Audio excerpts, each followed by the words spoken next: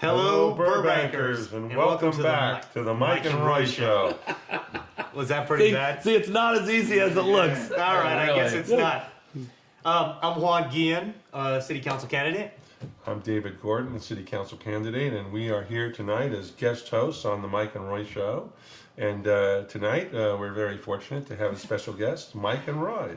How about that? At your own show. So That's right. Welcome. These folks have been asking lots of questions lately, so we thought we'd give them a chance, and we'd ask if you have any to tell us what's important to you in this election. So we as candidates and people in the Burbank know what you're concerned about. Well, you have to hear our concerns every week at City Council, and we have so many, and thank you for always addressing our issues. But we haven't talked lately about traffic, which is a big issue to us, especially right here in the Flatlands. We're right off Hollywood Way here. We've got the Target Express coming in. We're very disappointed there was no traffic study done with that. And traffic is going to be terrible. We got the traffic problem at IKEA.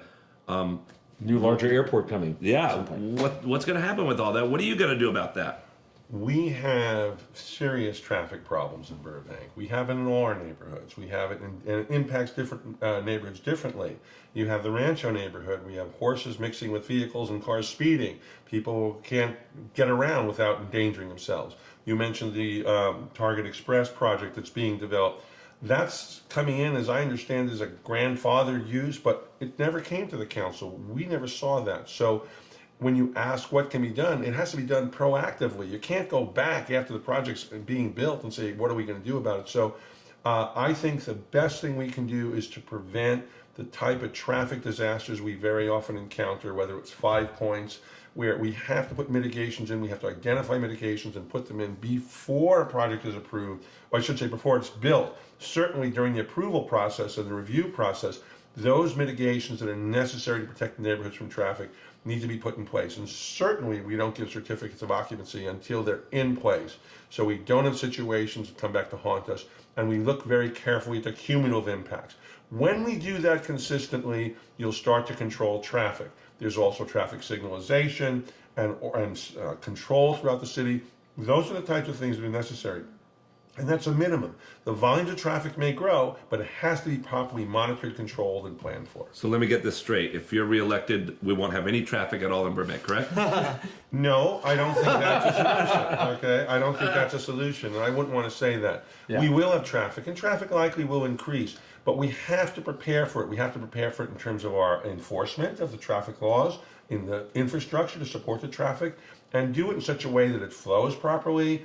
All of these things are within technological capabilities. We have to plan for it and devote the necessary financial resources to make sure traffic is not choking our city, but helping our city grow in a healthy way. It almost sounds like common sense, but I mean, anyway. Plan Yeah. and then build, not build then figure it out. Ah, Hey, there you this go. isn't your show. This is their show. Yeah, Sorry. that's true. Sorry. So tell me your concern.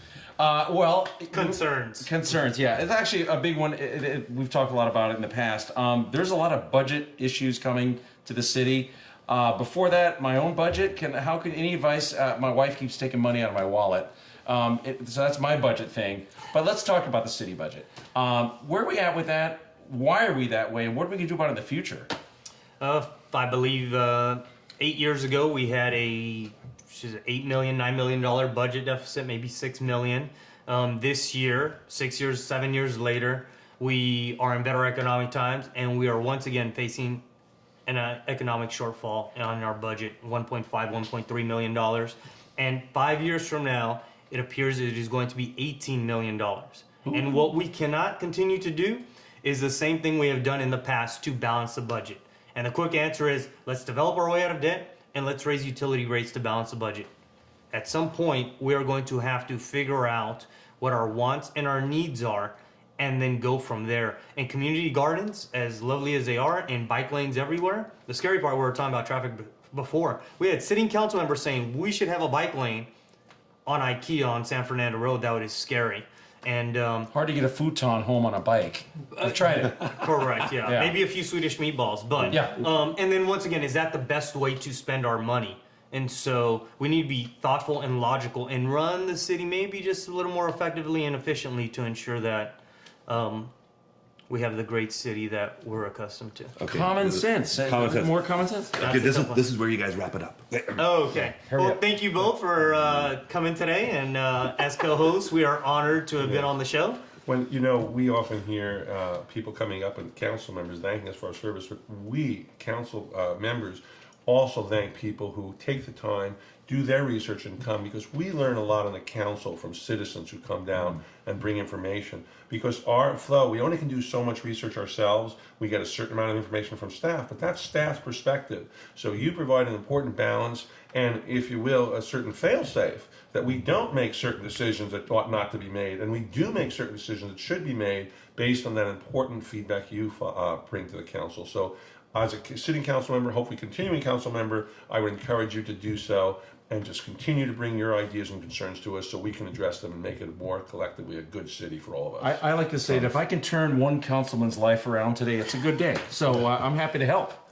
Thank you guys for coming. Thanks for having us. Thanks for Hope to having see us. you again Thank sometime. You guys have a great show. I just love your show. That's a all great the time. Leave your numbers at the door. We might call you. Yeah. Okay, thank you. Probably not. Hey, Yeah. we'll see you next time on the The Mike Mike and Roy Roy Show. Bye-bye. Thank you.